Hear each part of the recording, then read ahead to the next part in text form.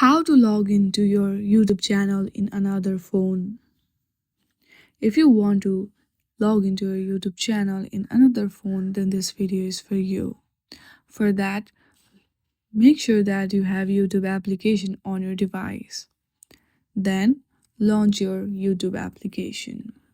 Once you launch your YouTube application, at the bottom you will see U option. Simply hit on that if you previously have been logged into that YouTube. There you will see switch account, simply tap on it. At the last you will see add account option, hit on that and select continue. From here add your email address and then hit on done. Once you hit the email address, you will be asked to enter your password. Once you hit that password of that YouTube account, then you can easily log into your YouTube channel in this phone. In this way, you can easily log into your YouTube channel in another phone.